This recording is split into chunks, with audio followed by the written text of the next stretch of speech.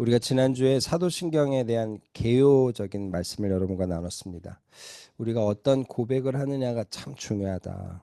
그래서 그 바른 고백을 위해서 기독교 교회 역사상 기독교를 앞에 믿었던 믿음의 선배들이 하나의 고백서를 만들었는데 그 고백서가 사도신경이다. 이제 그런 이야기죠. 그래서 이런 사도신경의 이런 고백들이 왜 우리에게 필요하냐?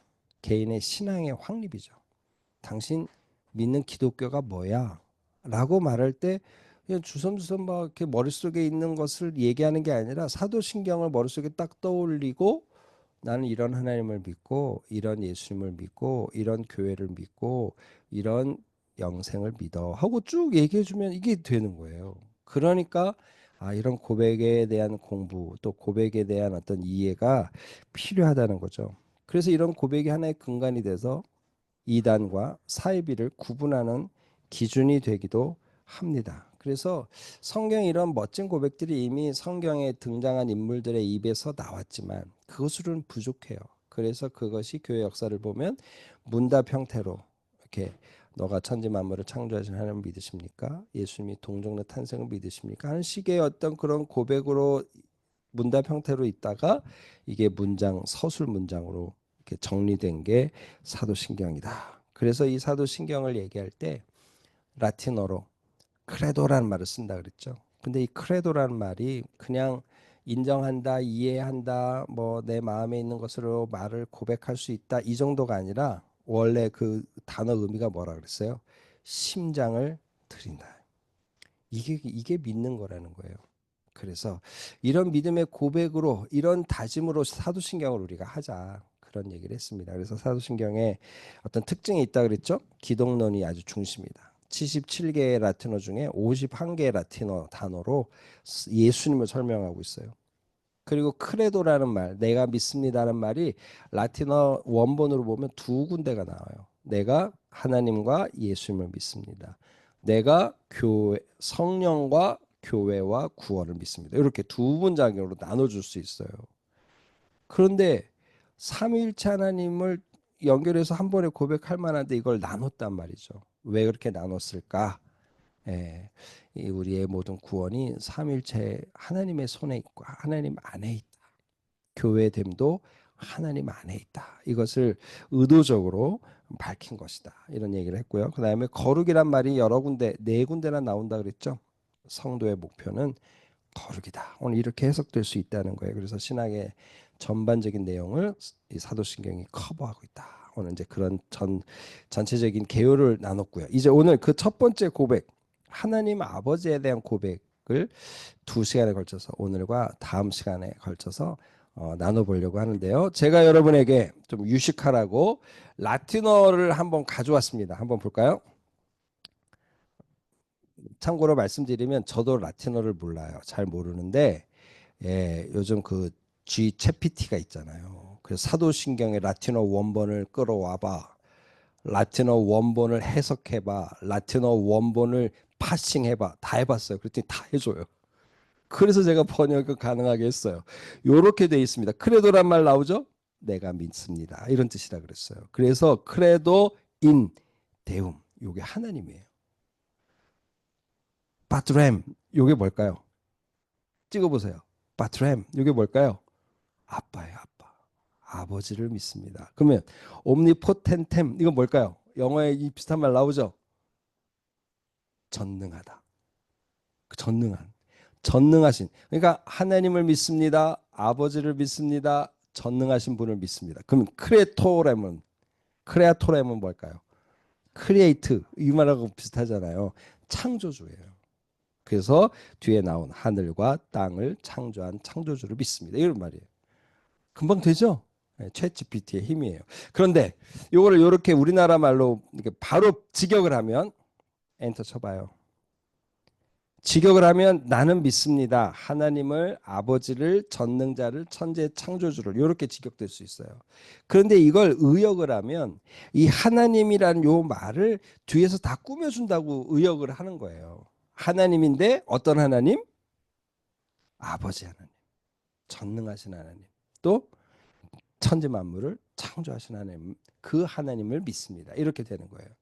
그래서 이게 이제 그 의역이라고 이렇게 나오지만 보통 대부분의 번역은 아래쪽으로 하죠. 의역된 부분으로 합니다. 그래서 그러긴 한데 저는 이제 각각 하나님, 아버지, 전능자, 창조자. 그래서 오늘은 하나님, 아버지 하나님 요 두 파트를 하고요. 다음 시간에 전능하신 하나님 또 창조자 하나님 요 파트를 함께 나눠보려고 합니다. 그런데 이제 이 하나님에 대한 이야기를 이제 오늘 해보려고 하는데요. 근데 기독교의 교회 역사를 쭉 보면 이 하나님에 대한 이 신앙이 너무 큰 공격을 받았어요. 여러분 이런 얘기 들어보셨죠? 유실론, 뭐 무실론, 또 뭐라 그래요? 불가지론, 뭐 상대주의, 그 종교 다원주의적인 하나님에 대한 이해, 막 이런 얘기 많이 들어보셨죠? 이게 다 하나님에 대한 이해의 공격 속에서 나온 말들이에요. 유신론은 뭐예요? 그래 하나님이 있다는 거 인정할게. 근데 그게 전능하신 하나님, 유일하신 하나님을 인정하는 게 아니에요. 그래 하나님은 있겠지. 부처도 하나님이고 마음에 또 하나님이야. 뭐 이런 식으로 가는 거예요. 그죠? 그냥 이건 진정한 기독교 하나님에 대한 고백은 아니죠. 유신론이란 요 큰 체계 안에 기독교 유신론이 있을 수는 있겠지만 그 자체로서는 예, 기독교를 옹호한다 말하기는 어렵죠. 두 번째는 뭐예요? 이 무신론이에요. 신은 없다. 어떻게 신이 있냐? 눈에 보이냐? 보이지 않는데 어떻게 그걸 믿냐? 신이 있다면 이런 악이 있을 수 있냐? 하면서 무신론자들이 있어요. 뿐만 아니라 이제 무신론에 좀 더 나아가면 이제 반신론자들이 있죠. 그런 신이 있어도 난 반대한다고 반신론자들도 있어요. 그러면 불가지론자는 뭐예요? 신이 있는지 없는지 알 수 없다. 신이 있는지 없는지 알 수 없다. 있어도 그 신은 알 수 없다. 뭐 이런 식의 논의를 하는 거예요. 그러니까 이 하나님에 대한 성경적인 이해, 기독교적인 이해에 대한 태클들이 이렇게 들어오는 거죠. 그래서 더 나가서 하나님이 있으면 내가 죽여버리겠다. 살신론을 얘기하는 사람도 있고 하나님은 있었는데 죽었다. 사신론을 얘기하는 사람도 있어요.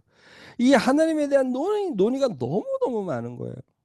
뿐만 아니라 요즘은 뭐예요? 포스트 모더니즘 이후에는 이제 하나님에 대해서 기독교 하나님에 대해서 그 유일신의 하나님에 대한 인정을 하지 않는 추세가 와 있습니다. 그래서 종교 다원주의자들로 함께한 세계 종교 통합을 하는 사람들은요.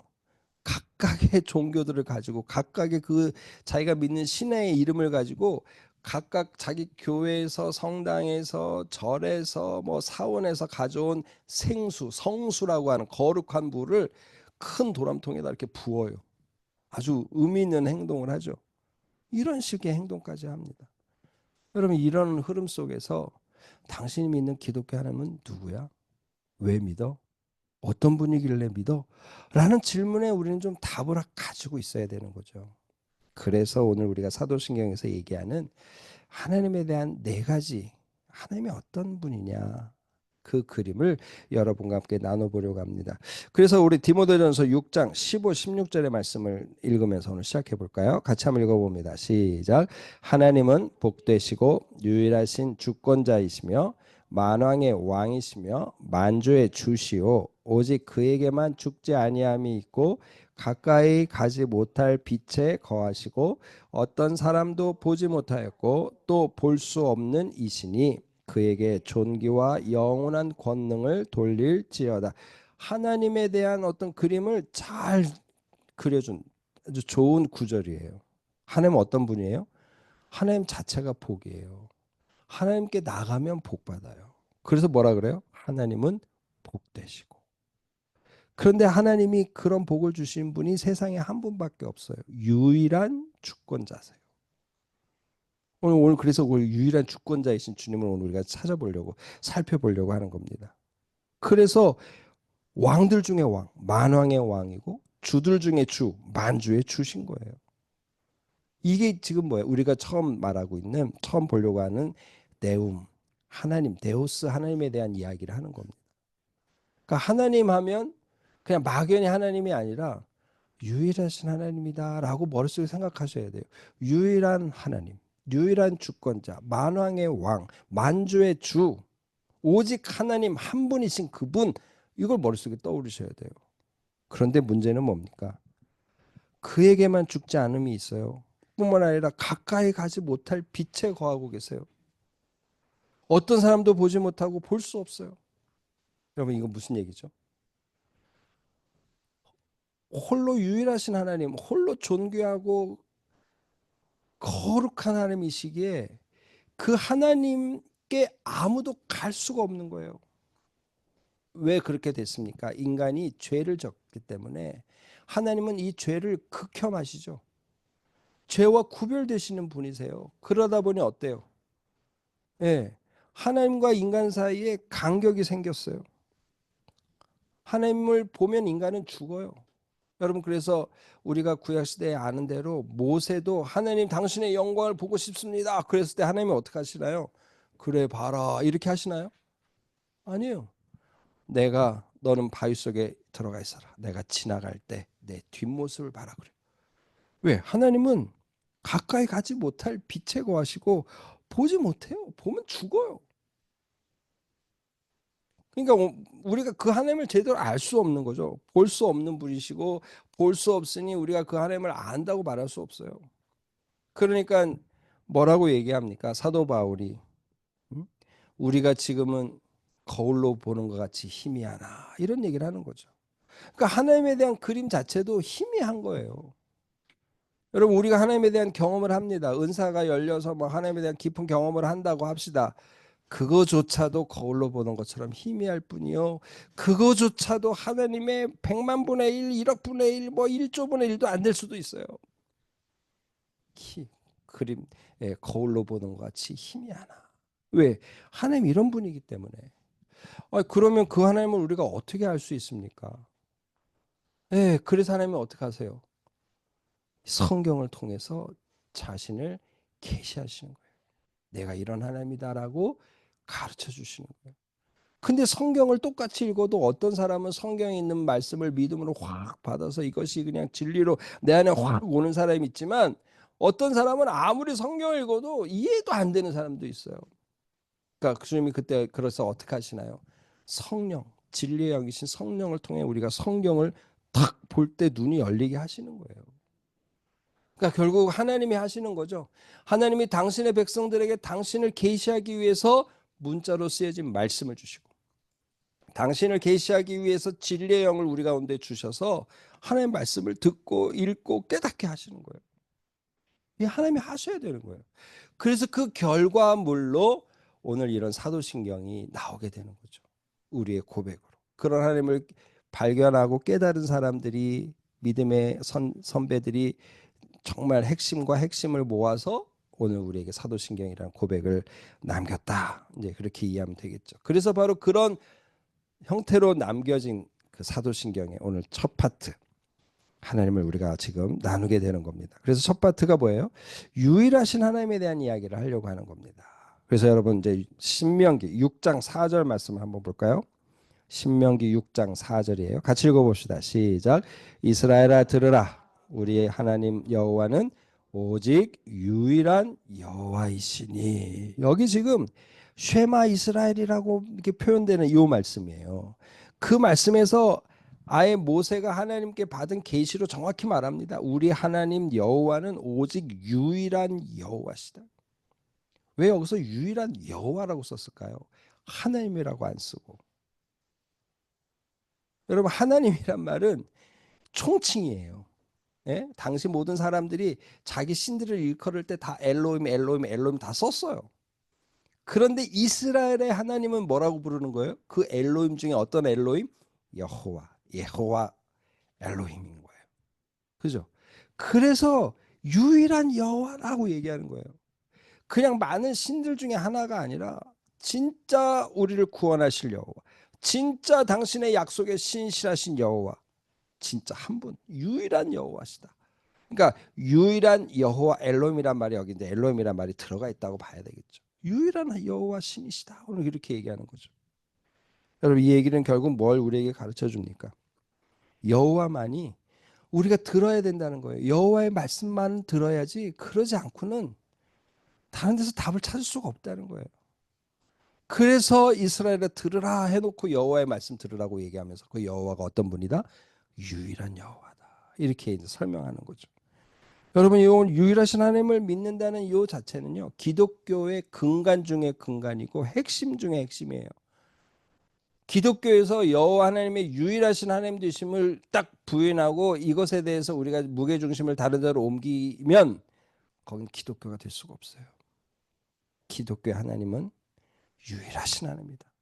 세상에 어떤 신도 없고 세상에 어떤 주권자도 없고 오직 한 분 주님만이 유일하시다. 여러분, 이걸 오늘 믿어야 되는 거예요. 첫 번째 우리가 기억할 건 뭐예요? 하나님 외에 또 다른 신적 존재는 없어요. 여러분, 이거 꼭 기억해야 됩니다. 아, 목사님 아니죠. 알라도 신이죠. 아, 목사님 아니에요. 인도에 가면 얼마나 신이 많은데요. 예, 사람들이 보기에는 신이지만 우리가 성경적인 관점에서 평가할 때 그건 신이 아니다라고 우리는 믿어야 되고 그렇게 고백해야 된다는 거예요. 나중에 제가 설명을 합니다. 그러니까 인류와 우주의 기원, 시작과 끝, 시간과 모든 것의 기원이 하나님께만 있다는 거예요. 그래서 하나님만이 그러기에 오늘 그 하나님이 만드신 인류의 인도자가 되고 구원자가 될 수 있는 거예요. 그래서 그 다음에 이어지는 말씀 이사야 44장 6절의 말씀에 이런 이제 표현들이 나오는 거예요. 같이 한번 또 읽어보겠습니다. 시작. 이스라엘의 왕인 여호와, 이스라엘의 구원자인 만군의 여호와가 이같이 말하노라. 나는 처음이요 나는 마지막이라. 나 외에 다른 신이 없느니라. 여러분, 왜 주님이 당신을 일컬으면서 나는 처음이다 나는 마지막이다라는 말을 썼을까요? 여러분, 세상의 처음이 세상의 끝에 있을 수 있는 인류가 있을까요? 없어요. 이건 신적인 존재만 가능한 거예요. 근데 그 신적인 존재로서 당신을 설명하시는 거예요. 나는 처음과 끝이다. 나는 영원 속에 있다는 이야기를 처음과 끝이란 말로 하는 거죠. 그래서 나 외에 다른 신은 없다 얘기하시는 거예요. 그러니까 또 다른 신이 나와서 나도 처음과 끝인데 라고 하면서 뭐 싸움을 하거나 또 다른 신이 이런 얘기를 한다면 뭐 사람들의 논의는 되겠죠. 그러나 이런 신이 만약에 있다면 우리는 하나님 믿을 필요가 없어요. 선택하면 되니까.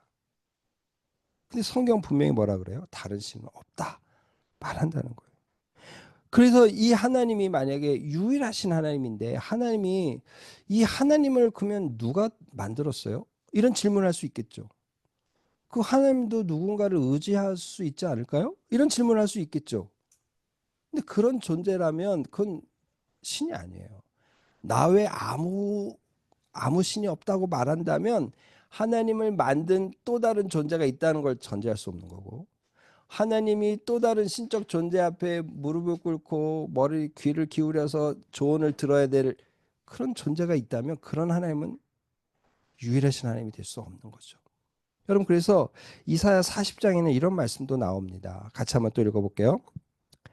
이사야 40장 시작.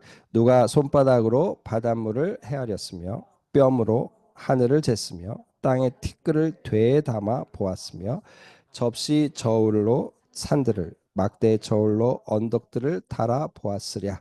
누가 여호와의 영을 지도하였으며 그의 모사가 되어 그를 가르쳤으랴. 세상에 어떤 존재도 이런 사람, 이런 신적 존재는 없다는 거예요. 하나님만이 손바닥으로 바닷물을 헤아리는 거예요. 손바닥에 바닷물을 다 넣는 거예요. 상상을 초월하는 거죠. 아, 목사님, 손바닥으로 이 지구에 있는 바닷물은 혹시 될지 모르지만 우주는 되겠어요? 또 이렇게 막 우리가 하나님에 대한 도전하는 사람들이 있습니다. 하나님 우주도 만드셨어요. 우주가 아무리 커도요. 하나님 앞에서는 투르륵 접어버리면 그냥 얼마 안 되는 공간이 될 수도 있는 거 아니겠어요? 그러니까 오늘 우리가 생각하는 하나님은 이런 분이라는 거예요. 우주 만물의 통치자요, 섭리자요, 창조자요. 그래서 그 하나님이 누구에게 지도받을 일이 없고 누구의 모사로서 누구를 옆에 둘 필요가 없는 분이다. 오늘 이런 분명한 하나님에 대한 이해를 우리는 가져야 되는 거예요. 그래서 제가 좀 참고한 신학의 정순환 책에 윌리엄 에임스는 이런 표현을 썼어요. 좀 영어가 들어가서 좀 그러지만 한번 잘 들어보시면 좋겠어요. 하나님은 자존하신다. 이게 이제 유일하다는 말의 또 다른 표현일 수 있어요. 그런데 하나님은 타자로부터 혹은 타자로 혹은 타자에 의해 혹은 타자로 인해 존재하지 않으신다. 여기 지금 from, of, by reason of 하고 이런 말들을 통해 하나님은 어떤 것에 의해서 생겨나거나 어떤 것에 의해서 존재하는 분이 아니라는 거예요. 자존하신다. 그러니까 유일하신 거예요. 하나님의 또 다른 어떤 하나님의 모체가 있는 분이 아니라는 거예요. 이해가 되시겠죠? 오늘 그 하나님을 오늘 우리가 믿고 있는 겁니다. 만약에 그러지 않다면 우리는 이 하나님 또 선택해야 돼요. 믿을 수 없네. 이렇게 되는 거죠. 네, 하나님은 어떻다고요? 또 다른 누군가에 의해서 좌지우지되는 분이 아니고 누구를 의존하는 분이 아니다. 유일하신 하나님이시다. 세 번째 오늘 기억해야 될 말씀은 뭡니까? 만유의 시작과 끝이고 만유의 모든 걸 섭리하시는 분이에요. 이게 유일하신 하나님이라는 뜻입니다. 한번 볼까요? 에베소 4장 6절이에요. 같이 또 한번 읽어보겠습니다. 에베소 4장 6절 시작. 하나님도 한 분이시니 만유 위에 계시고 만유를 통일하시고 만유 가운데 계시도다. 뭐예요? 만유의 주인 되시는 거예요. 만유의 원인이에요. 원인의 가장 끝지점에 딱 하나님이 계시는 거예요. 그래서 뭐라 그래요? 만유 위에 계시고 만유를 통일하시고 만유 가운데 계시는 거예요. 통치하시는 거예요. 이게 유일하신 하나님이라는 뜻이에요. 그러니까 하나님을 믿습니다. 하나님은 유일하신 하나님을 믿습니다. 할 때는 이런 큰 그림이 여러분 머릿속에 확 들어와 있어야 돼요. 조그만 하나님이 아니라는 거예요. 세상에서 인간이 어떤 상상력으로 만들어낸 여러 종교의 주체가 되는 어떤 신적 존재 중에 하나가 아니에요. 우리의 상상을 뛰어넘는 분이라는 걸 우리는 꼭 기억해야 됩니다. 그러면 아까 제가 질문했던 것들에 좀 질문에 답을 해볼까요? 그럼 세상에 많은 종교들이 있어요. 근데 세상에 많은 종교들을 또 그 종교 안에 들어가서 그 종교의 가르침에 심취하고 종교의 가르침대로 기도하고 하면 어떤 영적인 현상들이 나타나요. 신기한 일이 나타나요. 이건 뭐죠? 그 신기한 일을 행하게 하는 그 종교의 신이 있어서 그 결과를 맺는 거 아닌가요? 라고 우리가 질문할 수 있어요. 근데 성경에는 거기에 대한 좀 다른 답을 하나 딱 정확히 주고 계세요. 한번 볼까요? 우리 고린도전서 10장 20절 말씀인데요. 한번 읽어보겠습니다. 시작. 무릇 이방인이 제사하는 것은 귀신에게 하는 것이요 하나님께 제사하는 것이 아니니 나는 너희가 귀신과 교제하는 자가 되기를 원하지 아니하노라. 이거 뭐예요? 우리가 뭔가 다른 종교의 대상을 찾아서 그 종교 앞에 엎드리고 제사하고 경배하는 그것은 그 종교의 대상인 그 신적 존재가 있는 게 아니고 뭐라고요? 귀신에게 하는 거라는 거예요. 여기서 귀신은 뭐예요? 우리 한국 사람들이 알고 있는 그저 어떤 사람이 죽었는데 뭐 극락에 못 가갖고 구천을 헤매는 귀신입니까? 그 귀신이 아니에요. 사단이에요. 사단의 수하들이에요. 그러니까 그 사단의 수하들에게 경배하는 거예요. 근데 그 사단의 수하들이 어떤 자신의 가지고 있는 능력으로 그런 어떤 기적적인 일들을 현상을 나타내는 거예요. 그러니까 사람들이 놀래서 와 위대한 바알이시여, 와 위대한 다곤이시여 이렇게 되는 거예요. 열심히 도량을 해봐. 연단을 하나님 앞에 우리의 신 앞에 그죠? 깊이 기도를 해봐. 그러면 영이 열릴 거예요. 여러분 그때 영이 열리는 건 다 귀신이 하는 거예요. 그 사람들이 예언도 할 수 있습니다. 그 사람들이 방언도 할 수 있어요. 그리고 그 방언에 대한 해석도 낼 수 있어요. 그러니까 정말 우리 조심해야 돼요. 그래서 뭐라고 얘기합니까? 나는 너희가 귀신과 교제하는 자가 되기를 원하지 않는다고 얘기하는 거예요. 유일하신 하나님이에요. 하나님만 유일한 거예요. 그것을 오늘 우리가 정확히 깨닫고 믿지 않으면 안 됩니다. 그래서 세상에 많은 이 귀신들이 사단의 역사들이 나타나 또 다른 신적 존재가 있다는 걸 자꾸 우리를 미혹하는 거예요. 봐, 이거 신이 아니면 할 수 있겠어? 봐, 이거 신이 아니면 이런 일이 일어나겠어? 이거죠. 그래서 여러분 오늘 우리가 이런 믿음에 바로 서야 됩니다. 아, 하나님만 유일하신 하나님이고 세상에 어떤 신적 존재는 없어. 신적 존재처럼 나타나는 모든 현상들은 귀신이 하는 거야 하고 믿어야 돼요. 믿고 그것을 딱 기억하고 있어야 돼요. 그러니까 여러분 그러니까 어떻게 해야 돼요? 정말 이 말씀에 바로 딱 서 있어야 돼요. 말씀에 바로 서 있지 않으면 이 분별이 안 됩니다. 헉헉 넘어져요. 제가 한 말씀 드렸죠. 제가 전에 부목사로 있는 교회에 있었는데 한 분이 막 얼굴이 환한 분이 오는 거예요. 교회에 왔어요. 그리고 뭐라 그래요? 내가 마음 공부를 한 10년 했는데요. 내가 정말 마음의 평화를 찾았어요. 그러는 거예요. 근데 기독교 사람을 만나는 거하고 너무 유사한 거예요. 뭐라고까지 얘기했는지 아세요? 내가 마음 공부를 열심히 하는데 내가 인생에 죄가 너무 많이 졌다는 걸 깨닫고 깊은 회개를 했습니다.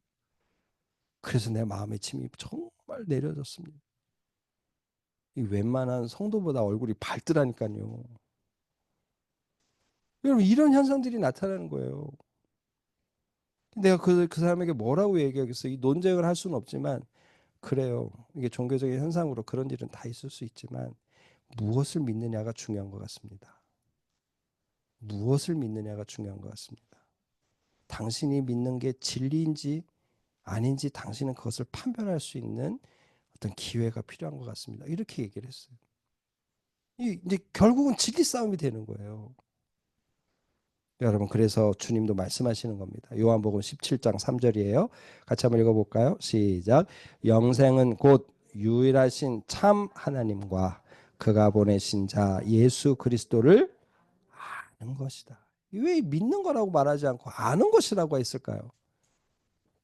이게 아는 게 너무 중요한 거예요. 근데 이 아는 건 헬라적 개념에서의 이 기노스코라는 말이나 히브리적 개념의 안다는 이 야다라는 말이나 그냥 정보로 취합하는 게 아니에요. 삶으로 아는 거예요. 온 인격으로 아는 거예요. 그런 알미 될 때 영생이 된다는 거예요. 근데 그 첫 번째가 뭐예요? 유일하신 참 하나님을 유일한 참 하나님으로 알아야 된다는 거예요. 두 번째, 그 유일하신 참 하나님이 보내신 구원자 예수 그리스도를 알아야 된다는 거예요. 예수 그리스도와 관계가 맺어져야 돼요. 그때 영생이 온다. 그 얘기죠. 여러분 그러니까 오늘 우리가 좀 정리할 수 있겠죠. 아, 유일하신 참 하나님. 유일하신 참 하나님.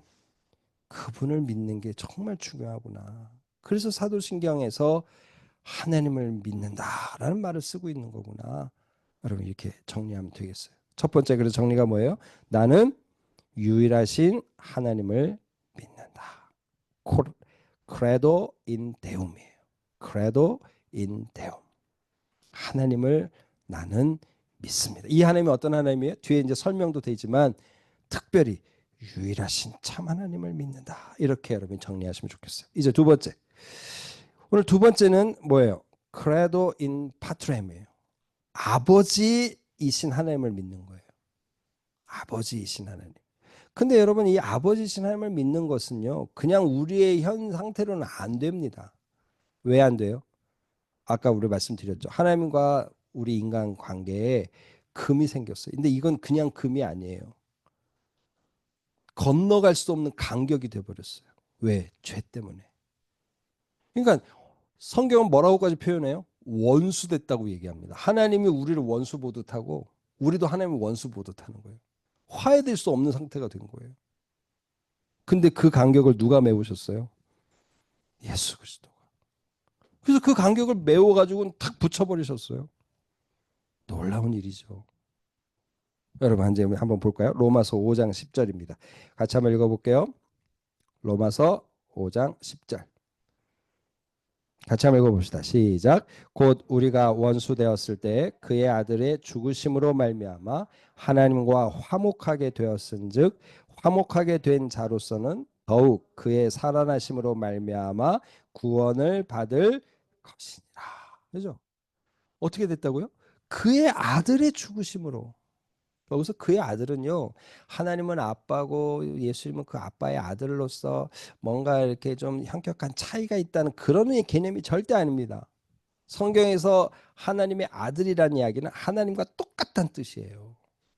그러니까 하나님 그분이신 삼위일체 하나님 그분이신 아들이 왔다는 거예요. 근데 그 아들이 죽었대요.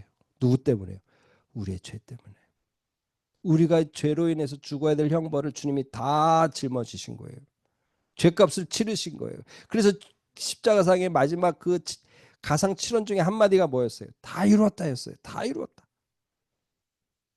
구약의 예언을 다 이루었다. 그래서 인간의 죄짐에 대한 문제를 다 해결했다. 이게 다 이뤘다는 뜻이에요. 그래서 어떻게 된 겁니까? 하나님과 우리가 화목하게 된 거예요. 근데 화목하게 됐는데 이 화목하게 된 자가 어떻다는 거예요? 그의 살아나심으로 말미암아 구원을 얻는다. 그러니까 화목하게 됐으니 더 이상 죄가 하나님과 우리의 관계를 비틀고 들어올 수 없는 거예요. 죄의 결과로 사망이 우리를 이렇게 주님과 하나님과의 관계 속에서 우리를 분리시킬 수 없는 거예요. 결과가 어떻게 됐어요? 구원을 얻는 거예요. 그런데 여러분 이게 그냥 형벌에서 받는 구원으로 끝난 겁니까? 아니에요. 여러분 오늘 우리가 하나님 앞에 의롭다함을 받는다는 이야기도 재판석에서 야 너는 이제 죄인이 아니야. 너는 의인이야. 땅땅땅. 이게 칭의의 의미가 아니에요. 이거는 칭의의 시작이에요. 칭의의 결과는 뭐예요? 화목이에요. 하나님 앞에 구원 얻었을 뿐 아니라 하나님과 화목돼서 하나님의 자녀로 살아가는 거예요. 그래서 칭의가 바로 성화 영화까지 쫙 연결돼 버리는 거예요. 여러분 그걸 기억해야 됩니다.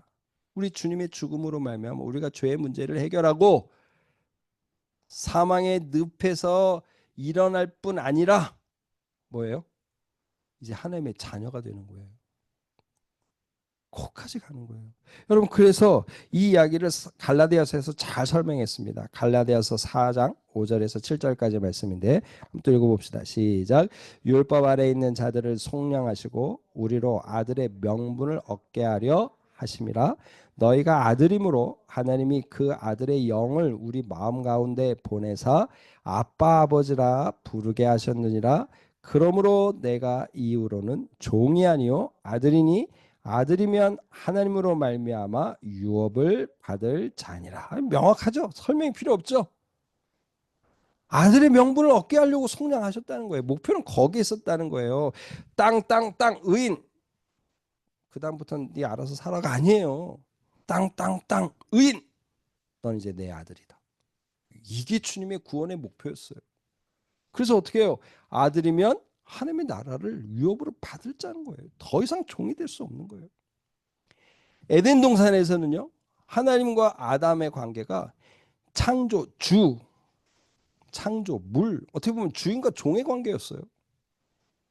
물론 이 종이 아주 신분이 보통 신분이 아니죠. 하나님이 대리자로서 이 천지 만물을 통치할 수 있는 권세를 주셨어요. 그러나 그럼에도 불구하고 그냥 종이에요. 주인이고. 근데 지금 뭐라고요? 아빠와 아들이 된 거예요.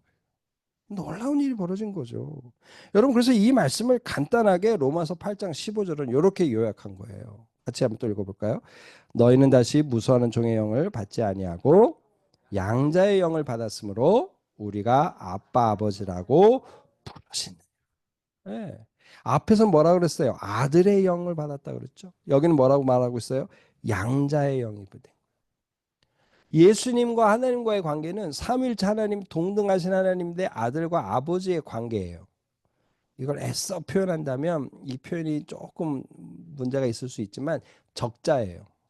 그냥 딱 되신 분이에요. 아들이에요. 근데 우리는요. 끼어 들어온 아들이에요. 양자예요. 근데 법적으로 양자나 적자나 법적으로는 동일해요. 그래서 성경에서는 이 양자란 말을 일부러 쓴 거예요. 예수님이 하나님의 상속자냐? 말이 좀 어폐가 있죠. 예수님이 하나님의 상속자냐? 너희도 하나님의 상속자다. 이렇게 얘기하는 거예요. 그럼 이게 얼마나 놀라운 일입니까? 그래서 히브리서에 그 유명한 말씀이 나오는 거죠. 2장 11절. 거룩하게 하신 이와 거룩하게 함을 입은 자들이 다 한 근원에서 나왔다고 보시는 거예요. 이게 어떻게 한 근원에서 나와요? 근데 그렇게 보시는 거예요. 적자, 양자의 영을 가진 양자. 똑같이 보신다는 거예요. 그래서 뭐라 그래요? 그러므로 형제라 부르시기를 부끄러워하지 않았다. 예수님이 우리를 형제라 부르는 걸 부끄러워하지 않게 되신 거예요. 그럼 이 놀라운 일이 벌어진 거죠. 그러니까 여러분 이게 지금 우리가 하나님을 아빠라고 부르는 이 놀라운 관계가 됐음을 기억해야 되는 거죠. 이 말씀을 통해서. 예전에 창조 때는 하나님이 생기를 불어서 생명이 되게 했어요. 인간을.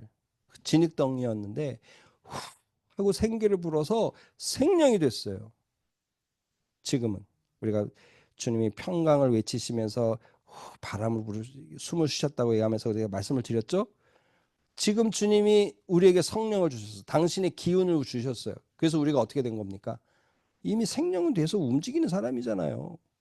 그것을 뛰어넘는 하나님의 자녀가 되는 거예요. 하나님의 사람이 된 거예요. 오늘 우리가 하나님의 아빠 됐다는 거죠. 아빠 됐다는 거. 여러분 그러니 어때요? 우리가 하나님을 아빠 아버지라고 부르짖는 거예요. 왜 아버지라고 부르짖느라고 쓰지 않고 아빠 아버지라고 부르짖는다고 말할까요? 그냥 아버지라고 해도 될 걸. 여러분 아빠는 뭐예요? 이 헬라어로도 아빠가 아바야 아바 A B B A 아바야 아바 유아어예요 유아어. 그러니까 좀 철들어서 아버지 아버님 이게 아니라 어린 아이가 아빠 아빠 부르듯이 아빠를 부르실 수 있다는 거예요. 이게 놀라운 일인 거죠. 여러분 그 아버지가 우리 아빠 되신 겁니다. 그 하나님이 이런 아빠 되신 거예요. 여러분 그 사실을 믿으시죠? 아멘. 그 사실을 믿어야 돼요. 아버지에 대한 상처가 많아도 그 아빠 하나님을 만나면요 마음이 풀어질 수 있어요. 우리의 아버지, 우리 하나님이 나의 아빠시다. 여러분 그래서 주님이 우리에게 기도를 가르치시면서 첫 구절이 뭐였어요? 마태복음 6장 9절에 뭐라고 나옵니까? 너희는 이렇게 기도하라 해놓고 아버지를 하나님을 뭐라고 불렀어요? 하늘에 계신 우리 아버지요. 이 관계예요, 관계. 아빠하고 부르면서 기도하라는 거예요. 막 두렵고 떨림으로 그냥 막 잔뜩 긴장을 해가지고 그냥 어떻게 하면 어떻게 잘못하면 죽을 수도 있어라는 막 그런 두려움에만 막 묻혀가지고 하나님을 붙는 게 아니라 왜 두려운 건 당연하죠. 아버지 하고 부를 수 있다는 거. 뭐예요? 이제 우리는 하나님의 상속자로서 하나님을 아빠 아버지라고 부를 수 있다. 정리가 되시죠? 근데 두 번째 중요한 게 있어요. 근데 그 아버지가 오늘 인간의 이 아버지, 인간의 부성애도 대단한 거 아닙니까? 모성애까지는 못 쫓아가겠죠, 부성애가. 그런데 부성애도 괜찮잖아요. 근데 인간 아버지와 비교할 수 없는, 인간 어머니와 비교할 수 없는 아버지시라는 거예요. 여러분 이거 기억하셔야 됩니다. 오늘 시편을 한번 볼까요? 시편 103편이에요. 같이 한번 읽어볼게요. 시작. 아버지가 자식을 긍휼히 여긴 같이 여호와께서는 자기를 경외하는 자를 긍휼히 여기시나니 이는 그가 우리의 체질을 아시며 우리가 단지 먼지뿐임을 기억하심이로다. 여러분 앞에서 뭘 비유했어요? 아버지가 자식을 불쌍히 여긴 것처럼 여호와께서 자기를 경외하는 자를 그 아버지의 마음으로 불쌍히 여긴다. 인간의 아버지를 비유했어요. 그런데 거기서 끝나지 않아요. 14절. 근데 그 아버지 하나님은 어떤 분이라고요? 우리의 체질을 아시고 우리가 단지 먼지뿐임을 기억하시는 거예요. 여러분 인간 아버지가 자식들에게 난 네 체질이 뭔지 알아. 난 네가 먼지뿐임을 알아. 이러면 자식들 입장에서 이해가 될까요? 안 될까요? 그래 엄마가 나를 키워주고 내 체질 내 식성도 하고 내 몸의 성격도 가장 잘 알겠지라고 말할 수도 있어요. 그러나 여기서 그 얘기는 이 얘기는 그 정도가 아니죠. 인간의 존재됨을 주님은 아시는 거예요. 나의 실존을 그냥 현미경으로 보듯이 다 아시는 거예요. 내 인생을 처음부터 끝까지 만원경으로 다 보고 계시는 거예요. 그거예요. 체질을 아시고 단지 먼지뿐임을 아시는, 인간이 얼마나 연약하다는 걸 하나님이 깊이 인식하고 계신다는 거예요. 그런데 그분이 아빠로 계신다는 거예요. 여러분, 이거 힘이 되지 않아요? 이게 힘이 되는 거죠. 칼 같은 아빠가 아니라는 거예요. 내가 너의 연약함을 안다. 네가 한 줌 먼지에 불과하다는 거 내가 안다. 그러나 나는 내 아버지다. 난 내 아빠다. 하고 계신다는 거예요. 여러분, 그래서 이사야 49장에 이 말씀이 이렇게 연결돼서 이해하면 딱 떨어지는 거죠. 한번 볼까요? 이사야 49장 15, 16절입니다. 시작. 여인이 어찌 그 젖 먹는 자식을 잊겠으며 자기 태에서 난 아들을 긍휼히 여기지 않겠느냐. 그런데 그들은 혹시 잊을지라도 나는 너를 잊지 아니할 것이라. 내가 너를 내 손바닥에 새겼고 너의 성벽이 항상 내 앞에 있다. 그죠? 여인은 그럴지 모르겠다. 그러나 나는 그러지 않는다는 거예요. 왜?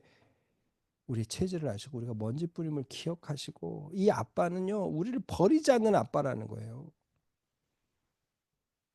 여러분, 그러니까 오늘 사도신경으로 하늘에 계신이 아니라 전능하사 천지를 만드신 하나님 아버지를 할 때, 이 아버지를 그냥 순식간에 넘어가지 마시고 아버지를 내가 믿어요 하고 고백하면서 가야 된다는 거예요. 네.